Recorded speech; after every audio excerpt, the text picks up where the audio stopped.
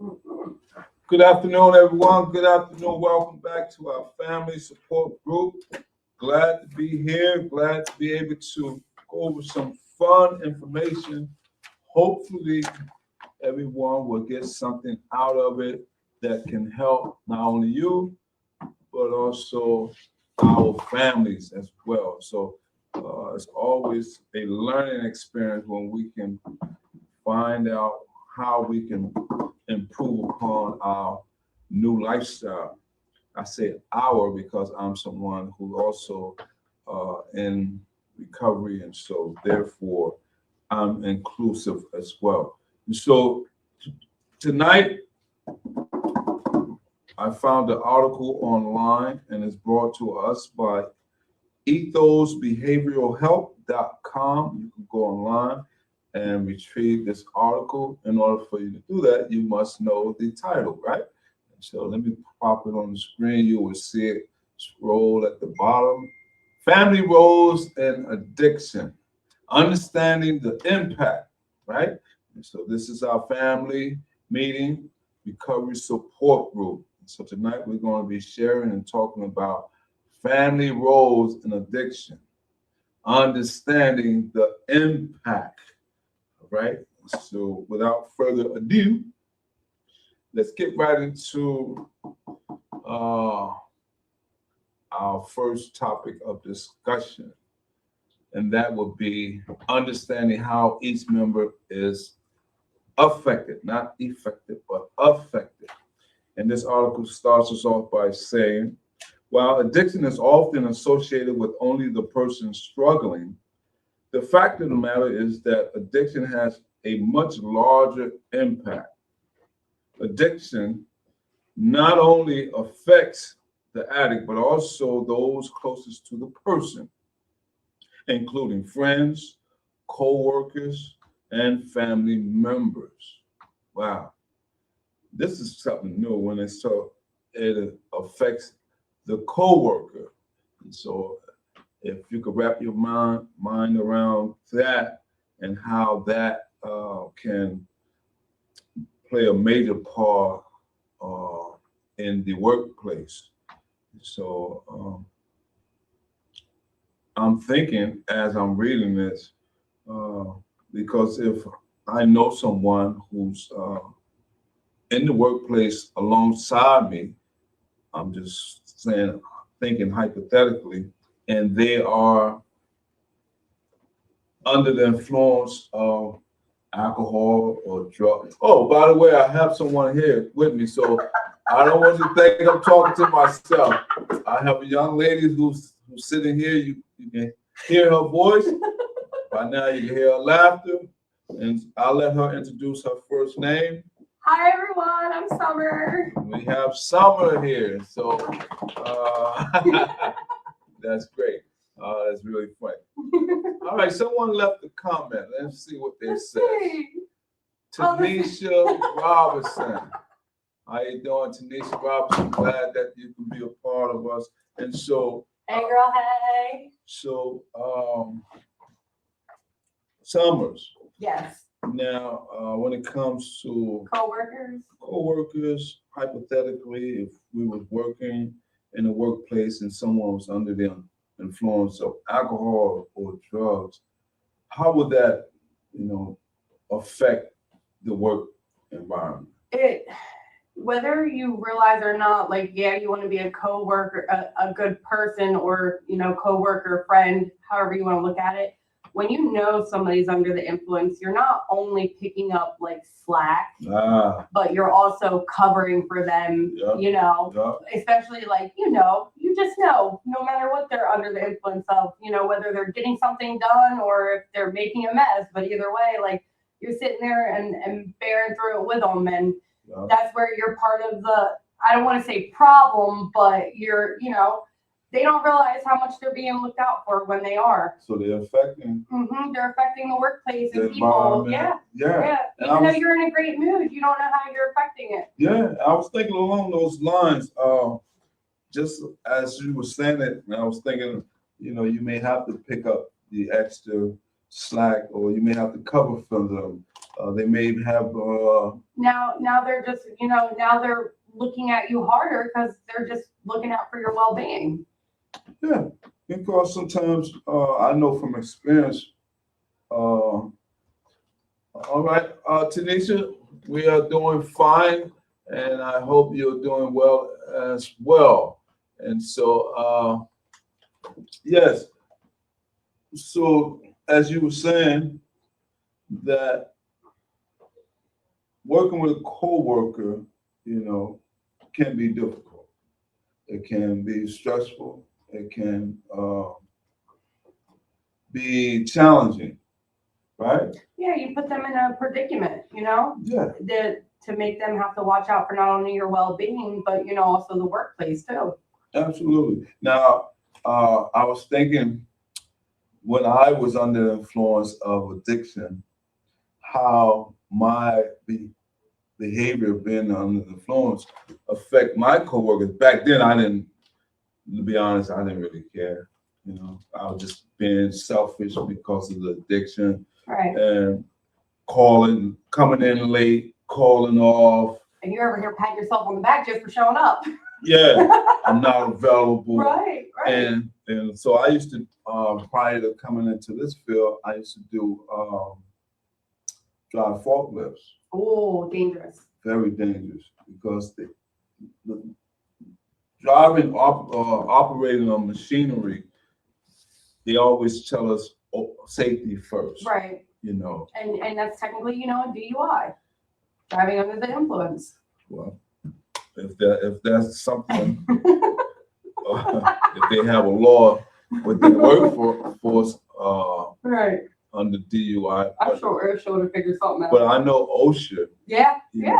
That especially when it comes to operating machinery, tools, things of that nature, it can really cause a lot of havoc. Right. If someone's not alert, someone is not in the right state of mind. In the right state of mind, and somebody who may doze off in the middle right. of operating a big machinery. You could, kill somebody. So I can see why co-workers can be affected.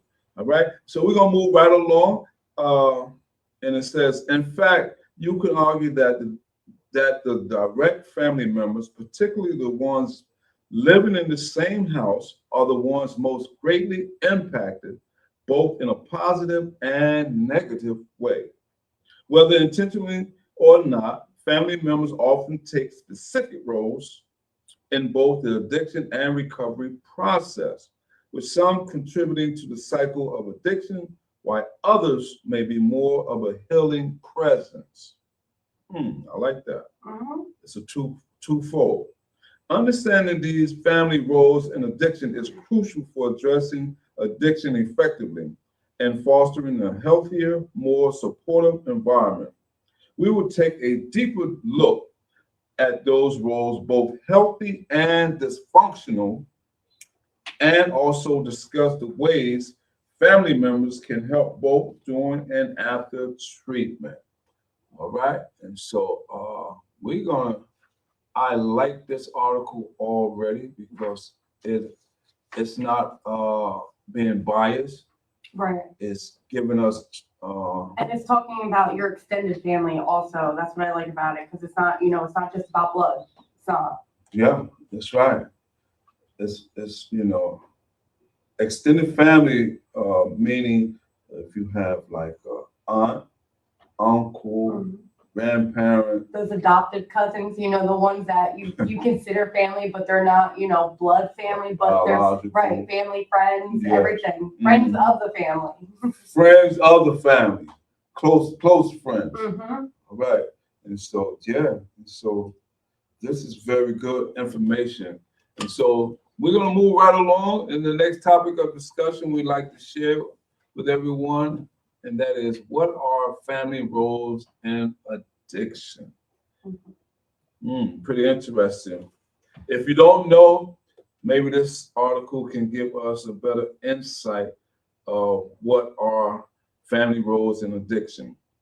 This article says when a person struggles with addiction, the immediate members of that person's family, particularly the ones living with the person, tend to unconsciously behave in certain ways in order to cope with the situation.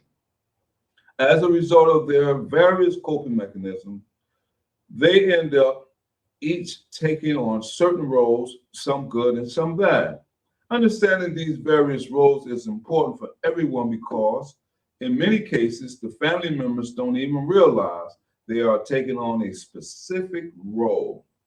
All right, what that sounds like. In fact, they may not even realize that they are behaving or acting in a certain way, either good or bad, because to them, it's an unconscious coping mechanism. By examining these roles closely, though, families can begin to see their changes need to be made. Family can begin to see where changes need to be made to foster an environment of recovery rather than destruction. Dysfunctional role family play in addiction. All right. And so as this article goes on, so the next topic of discussion is dysfunctional roles family plays in addiction, but it also reminds us people take on responsibilities that they not, or behaviors that they're not even consciously aware that sometimes we do things because we love our family members. And we're not, sometimes we may look at it, I'm not really doing no harm. Right.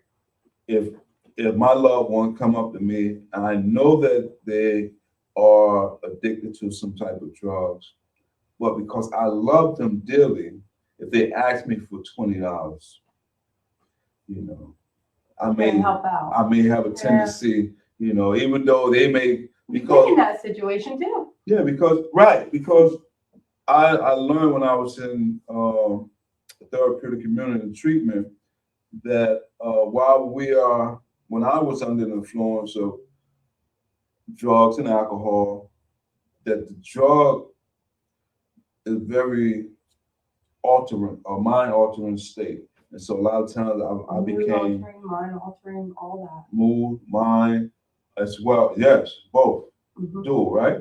And so I like that. And so don't forget about the emotional aspect. Right. Yeah. Good. I'm glad you're awake. So I didn't bring this coffee for nothing. Yeah, right. So the thing about being under the influence, I learned about being manipulative, lying, cheating, stealing, all that good stuff. And so if I have a loved one and I know that they need help, you know, and out of the goodness of my heart, they maybe say, I just need $20 to give me something to eat. Right. You're skeptical about the help you want to give. Right. Like you want to give that help, but you're skeptical on how you want to give it. And I may give it. Right. You know, I might say, you know what? You know, I'm gonna do it this time. Right. How many times did you do it this time? Right. And so that's where that's the hustle of the whole game of addiction. That it literally is the hustle. The enabling. Yep. So now I'm doing you a solid. And another way I looked at it was I'd rather ask for it and be told no or given to me than ever take the route of stealing it. Okay. Because that's, once you go down that road, there's no, that's how you start to lose what people call a hustle, but that's how you start to lose, your helping hands. Or burn bridges. Right. Right? And a lot of times people do burn bridges. That's a street term that, people use. I like that term, helping hand, burn bridges, whereas we lose favor with our loved ones. And so once upon a time when I can go to a loved one and say, I need help with this, being that item did them so wrongly or bad that now they, like you said, skeptical.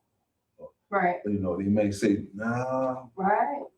I remember, it may be hard for them to forgive me for all the wrongdoing. So that's very important. We don't want to burn bridges. I don't want to talk too much about my experience or my assessment of it, but I want this article to give us more insight on dysfunctional role family plays in addiction.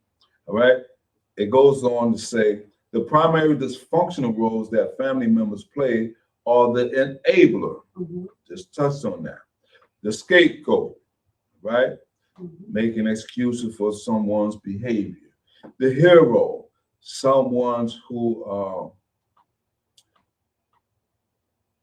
they termed it the hero, someone who basically, if there is a parent with the addiction and there is children in the household, oftentimes due to the addiction, now the children have to step up and play the parent role when they should be living as being a child.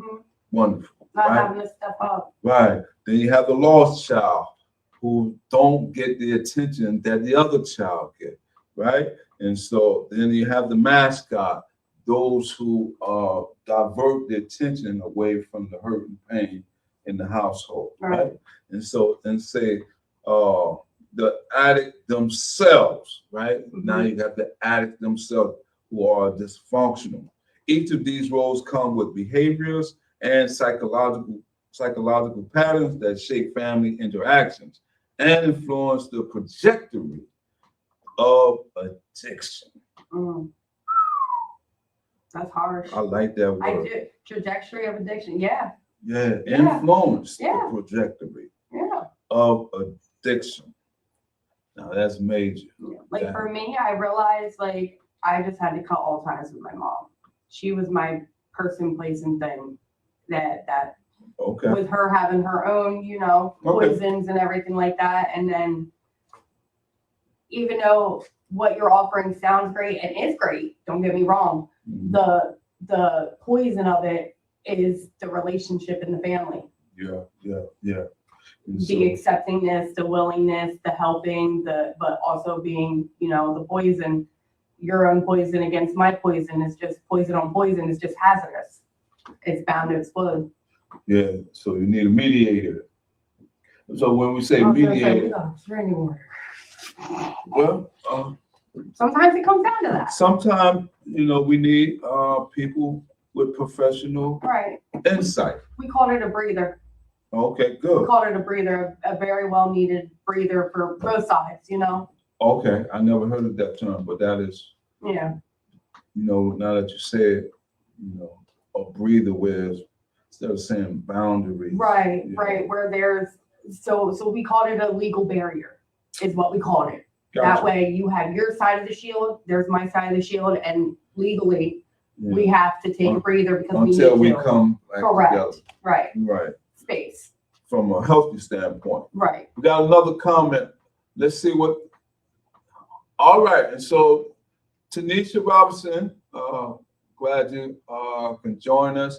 And she says, with my alcohol addiction, people took advantage of me.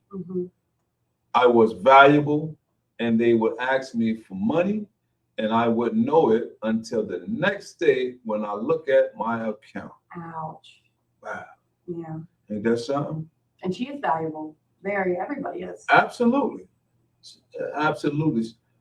Thank you for sharing that, Tanisha, because we do take advantage of people. We do. When we are, and I don't think it's. And more people being taken advantage of too.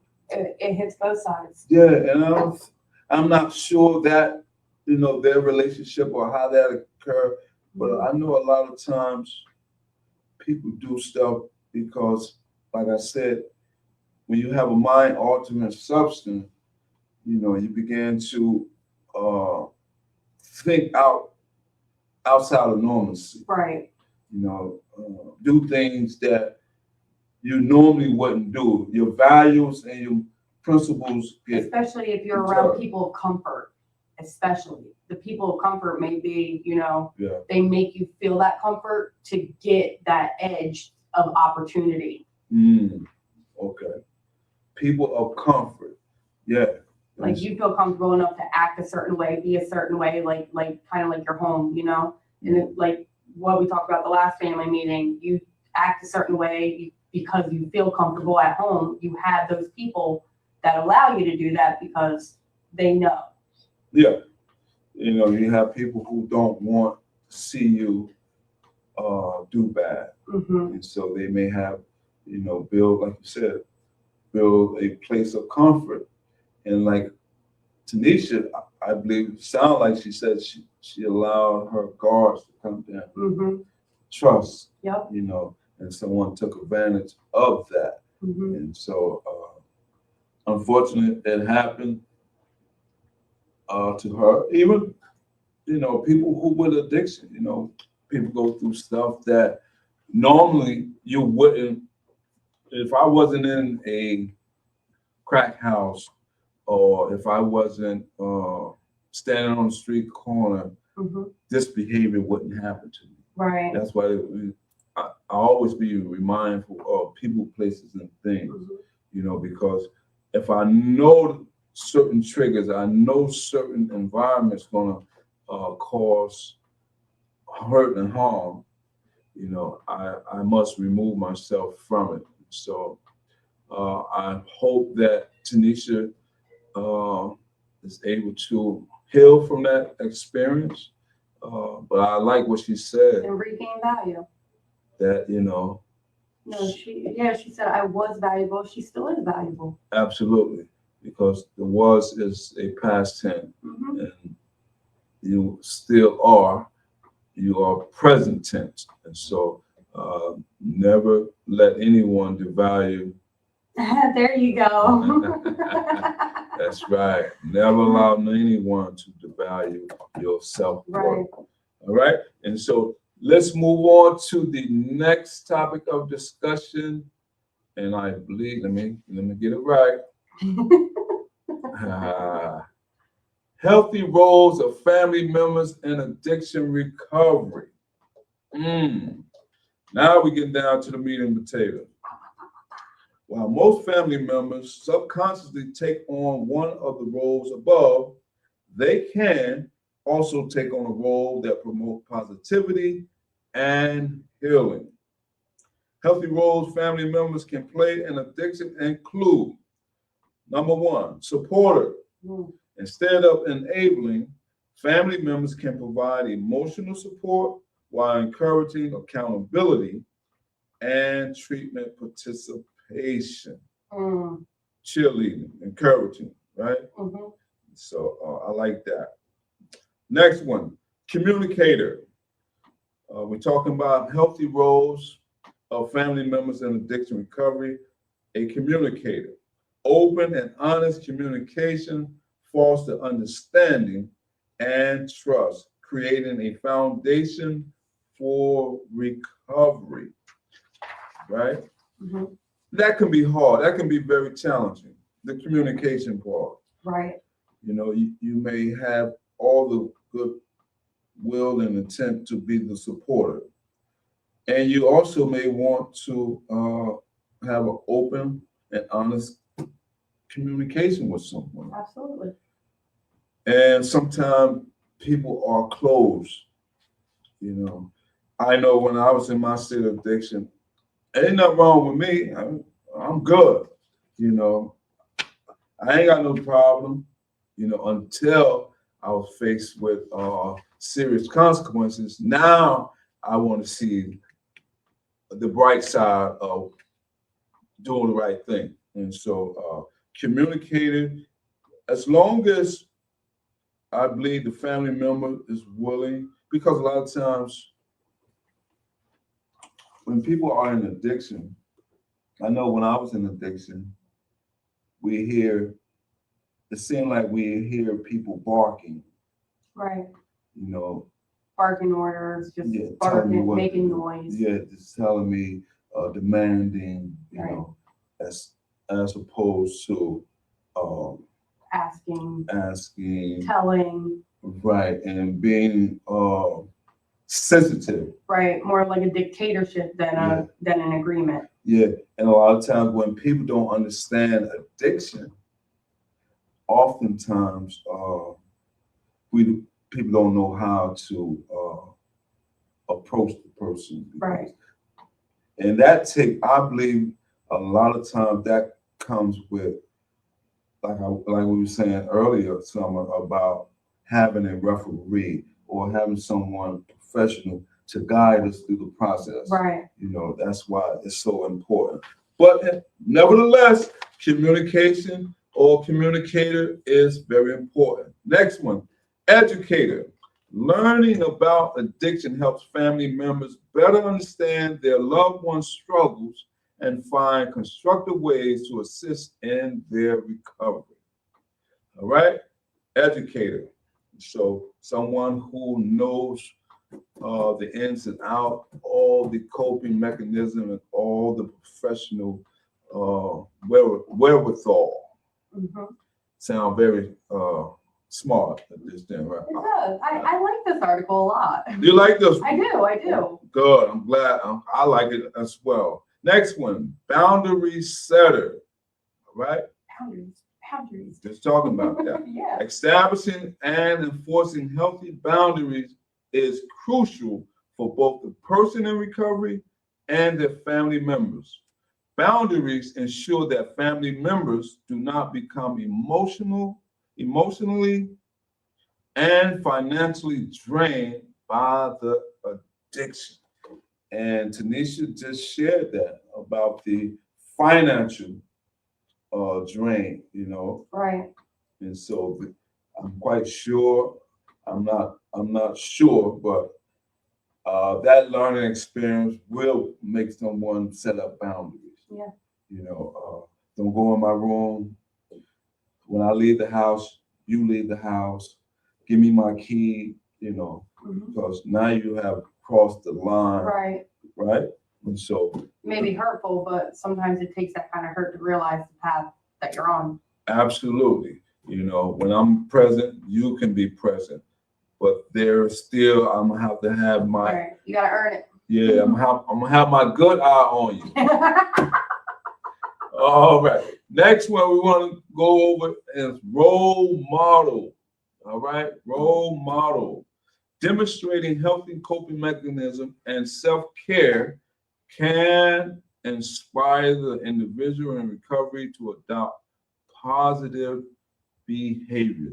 You know what? I like this one, the role model, because the reason I say that, because when I was in therapeutic community, better known as TC treatment, there was a supervisor, and his name is Mr. Skirty, but he was the supervisor of counseling. Mm-hmm. And I've been around some places where I can tell when people who live the lifestyle of addiction, I can see it in his hands, He have, previously, right, big hands. And so, but what I liked about him was that he was able to excel from that lifestyle into being a supervisor of counseling, went and got a schooling. And every time I would see him, he will always be, stern, but always being attentive to your needs. It's like being mom and dad. Yeah, like a male role model. Right, yeah. Right. Yeah. And he would always be nicely dressed, I would never see him like raggedy or anything like that. And I was like, man, if he can do it, why can't I? Right. And so, but I never told him that, but I used to just always look at him and say, wow, I can imagine his lifestyle. He never shared like, if he ever been in a shooting gallery, but I can tell the residue or the effects of that lifestyle. Yeah, you learn. And it's funny that you mentioned that because there's a lot of people that take pride in having an addiction but not looking like they have an addiction. But what they don't realize is, again, with the mind altering thing, to you don't look like you have an addiction. Yeah. But to other people, whether they had it or not, oh, they know. They know. Oh, absolutely. They know. And that's one of the things I learned is never to glorify that lifestyle. Right. Well, I mean, for what? Right. Like you'd rather be more proud and out loud with having, an addiction than, or having a problem or seeking help. Yeah. Yeah, because and then that's where they say you got your pride mixed up. Absolutely. Yeah. Be more prideful in doing positive things. Right. Learning new habits, taking on new responsibility. Be prideful, challenging yourself. One thing I learned being in recovery is that I was able to challenge myself to accomplish things that when I was in addiction, I never thought about. I just gave up on it. That ain't for me. That's for them. That's for suckers. That's what I mean for them. Oh, that's for suckers.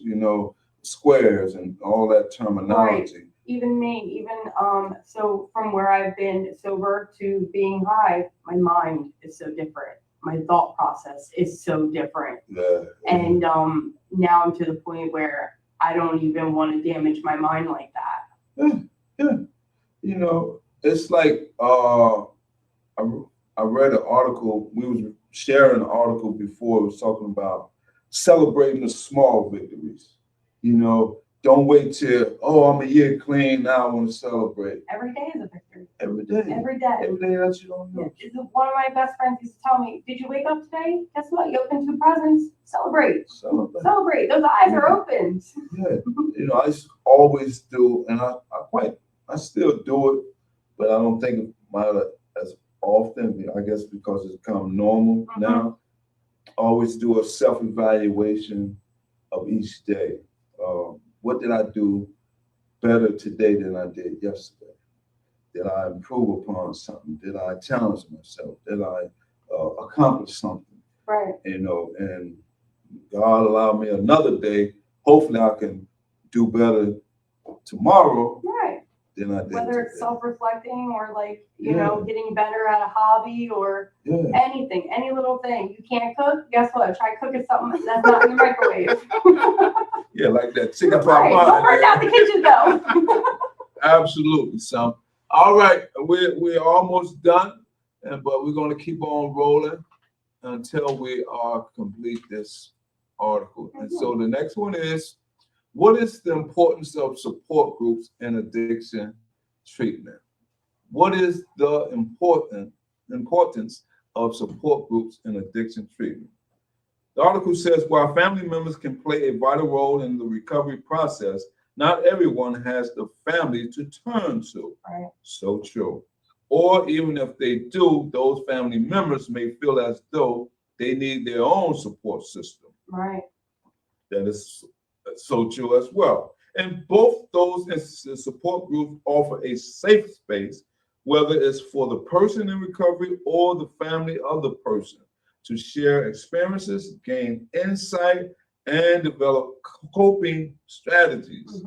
In addition to various support groups and 12-step programs for the person in recovery, groups such as Al-Anon, Nar-Anon, and Family Anonymous provide invaluable support for the family members as well. Right.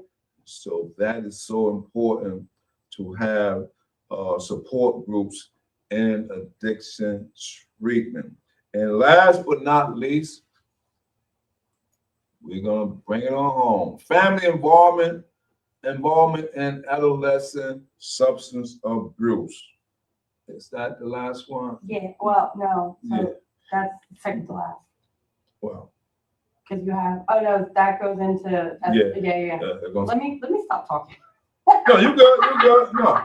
So we're working it out together, family involvement and adolescent substance abuse. And this is so important because when we talk about family, oftentimes we think about the parent, the adult, right? Right. And so this one shares a little light and says, many people associate addiction with adults. Wow. However, addiction can happen in people of all ages, including children and adolescents. When addiction affects a young person, family involvement is even more critical because of the age of the child and the vulnerability that comes with adolescence. Families can play a significant role in prevention, intervention, and recovery by number one, engage in an open and non-judgmental communication. And we was talking about that earlier. Barking orders. And so, but you want to be open and honest and non-judgmental. Right. Next one, recognizing early warning signs of substance use in adolescence. All right. Third, encouraging professional intervention. That is key. Right. When needed. And last, providing a structure and supportive environment. All right. And so I hope everyone, somebody put a